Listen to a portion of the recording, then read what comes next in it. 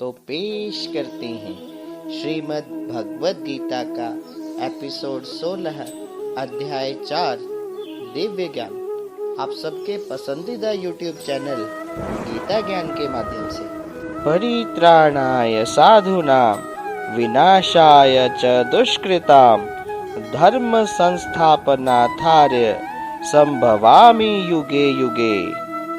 भगवान श्री कृष्ण कहते हैं, भक्तों का उद्धार करने के लिए, दुष्टों का विनाश करने के लिए और धर्म की फिर से स्थापना करने के लिए मैं हर युग में प्रकट होता हूँ। अवतार अथवा ईश्वर का अवतार भगवत धाम से भौतिक प्रकट हेतु होता है। ईश्वर का वह विशिष्ट रूप जो इस प्रकार अवतरित होता है वह अवतार कहलाता है। ऐसे अवतार भगवत धाम में स्थित रहते हैं। जब वे भौतिक सृष्टि में उतरते हैं तो उन्हें अवतार कहा जाता है।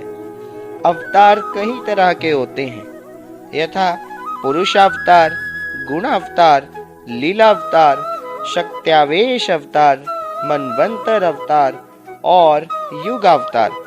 इन सब का इस ब्रह्मांड में क्रमानुसार अवतरण होता रहता है, किंतु भगवान श्री कृष्ण आदि भगवान हैं और समस्त अवतारों के उद्गम हैं। भगवान श्री कृष्ण शुद्ध भक्तों की चिंताओं को दूर करने के लिए विशिष्ट प्रयोजन से अवतार लेते हैं, जो उन्हें उनकी मूल वृंदावन लीलाओं के रूप में देखने के उत्सुक रहते हैं। तो इसीलिए कृष्ण अवतार का मूल उद्देश्य अपने निष्काम भक्तों को प्रसन्न करना है। हे अर्जुन, जो मेरे आविर्भाव और कर्मों की दिव्य प्रकृति को जानता है, वह इस शरीर को छोड़ने पर इस भौतिक संसार में पुनः जन्म नहीं लेता, अपितु मेरे सनातन धाम को प्राप्त होता है। जो मनुष्य भगवान के आविर्भाव के सत्य को समझ लेता है, वह इस भव बंधन से मुक्त हो जाता है और इस शरीर को छोड़ते ही वह तुरंत भगवान के धाम को लौट जाता है। भव बंधन से जीव की ऐसी मुक्ति सरल नहीं है।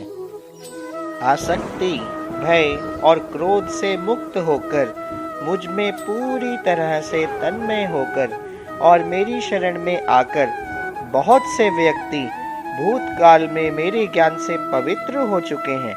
इस प्रकार से उन सबों ने मेरे प्रति दिव्य प्रेम को प्राप्त किया है। ईश्वर के प्रति प्रेम ही जीवन की सार्थकता है। प्रेम अवस्था में भक्त भगवान की दिव्य प्रेमा भक्ति में निरंतर लीन रहता है। तो इसीलिए भक्ति की मंद विधि से प्रामाणिक गुरु के निर्देश में सर्वोच्च अवस्था प्राप्त की जा सकती है और समस्त भौतिक आसक्ति, व्यक्तिगत और आध्यात्मिक स्वरूप के भय और शून्यवाद से उत्पन्न हताशा से मुक्त हुआ जा सकता है, और तभी एक मनुष्य को अंत में भगवान के धाम की प्राप्ति हो सकती है। भगवान श्री कृष्ण कहते हैं, जिस भाव से सारे लोग मेरी शरण ग्रहण करते हैं, उसी के अनुरूप मैं उन्हें फल देता हूँ। हे पार्थ, प्रत्येक व्यक्ति सभी प्रकार से मेरे पथ का अनुगमन करता है। हर एक व्यक्ति कृष्ण को उनके विभिन्न स्वरूपों में खोज रहा है।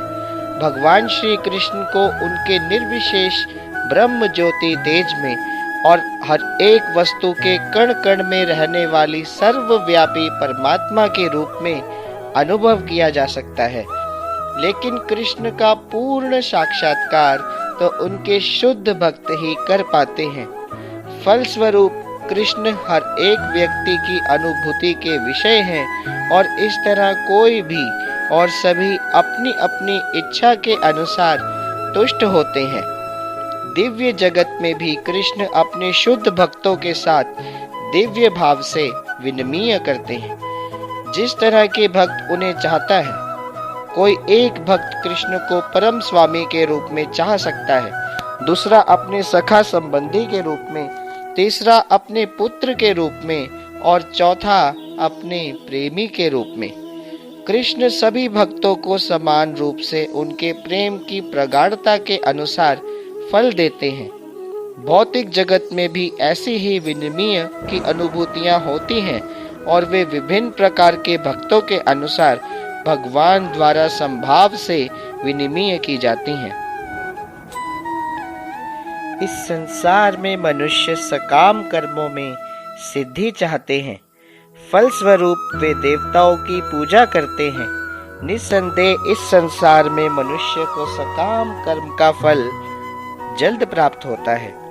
इस जगत के देवताओं के विषय में भ्रांत धारणा है और विद्वता का दंभ करने वाले अल्पज्ञ मनुष्य इन देवताओं को परमेश्वर के विभिन्न रूप मान बैठते हैं।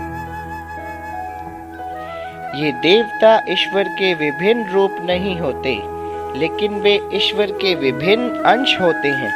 ईश्वर तो एक ही है, किंतु अंश अनेक हैं। वेदों का कथन है, नित्यो नित्यानाम। ईश्वर एक है, ईश्वर परम कृष्ण। कृष्ण ही एकमात्र परमेश्वर हैं और सभी देवताओं को इस भौतिक जगत का प्रबंध करने के लिए शक्तियां प्रदान करते हैं। ये देवता जीवात्माएं हैं, जिन्हें विभिन्न मात्रा में भौतिक शक्ति प्राप्त है। वे कभी परमेश्वर, नारायण, विष्णु या कृष्ण के तुल्य नहीं हो सकते। जो व्यक्ति ईश्वर और देवताओं को एक स्तर पर सोचता है, वह नास्तिक या पाखंडी कहलाता है। यहाँ तक कि ब्रह्मा और शिवजी जैसे बड़े बड़े देवता भी परमेश्वर की समता नहीं कर सकते। वास्तव में ब्रह्मा और शिव जैसे देवताओं द्वारा भगवान की पूजा की जाती है, तो भी आश्चर्य की बात यह है कि अनेक मूर्ख लोग मनुष्य के नेताओं की पूजा उन्हें अवतार मानकर करते हैं। यह देवता पद इस संसार के शक्तिशाली मनुष्य या देवता के लिए आया है, लेकिन नारायण, विष्णु या कृष्ण जैसे भगवान इस संसार के नहीं हैं। वे भौतिक सृष्टि से परे रहने वाले हैं। यह भौतिक संसार और इसके निवासी, जिनमें देवता और उनके पूजक भी मिले हैं, विराट सागर में बुलबुलों के समान हैं। किंतु इस संसार में मानव समाज क्षणिक वस्तुओं, संपत्ति, परिवार और भोग की सामग्री के पीछे पागल रहता है। ऐसी क्षणिक वस्तुओं को प्राप्त करने के लिए लोग देवताओं की या मानव समाज के शक्तिशाली व्यक्तियों की पूजा करते हैं। यदि कोई व्यक्ति किसी राजनीतिक नेता की पूजा करके संसार में मंत्री पद प्राप्त कर लेता है, तो वह सोचता है कि उसने महान वरदान प्राप्त कर लिया। इसलिए सभी व्यक्ति तथाकथित नेताओं को प्रणाम करते हैं, जिससे वे क्षणिक वरदान प्राप्त कर सके और सचमुच उन्हें ऐसी वस्तुएं भी मिल जाती हैं। ऐसे मूर्ख व्यक्ति इस संसार के कष्टों के स्थायी निवारण के लिए कृष्ण भावनामृत में अभिरुचि नहीं दिखाते। वे सभी इंद्रिय भोग के पीछे दीवाने रहते हैं और थोड़े से इंद्रिय सुख के लिए वे शक्ति प्रदत्त जीवों की पूजा करते हैं, जिन्हें देवता कहा जाता है। यह श्लोक इंगित करता है कि विरले लोग ही कृष्ण भावनामृत में रुचि लेते हैं। ज्यादातर लोग भौतिक भोग में रुचि लेते हैं, जिसके कारण वे किसी न किसी शक्तिशाली व्यक्ति की पूजा करते हैं। तो इसके साथ ही श्रीमद् भगवद गीता का एपिसोड 16 पूर्ण होता है। तो साथियों, आप सबके सहयोग से आप सबके पसंदीदा चैनल गीता ज्ञान पर 200 सब्सक्राइबर्स पूरे हो चुके हैं। इसके लिए आप सबका दिल से धन्यवाद। आगे भी अपना सहयोग इसी प्रकार जारी रखें और 1000 सब्सक्राइबर्स के इस लक्ष्य को पूरा करने में अपना पूर्ण सहयोग दें। तो साथियों, अगर वीडियो पसंद आए तो वीडियो को लाइक करें, हमारे चैनल गीता ज्ञान को सब्सक्राइब करें और इस वीडियो को आगे ज़्यादा से ज़्यादा लोगों के साथ शेयर करें। धन्यवाद।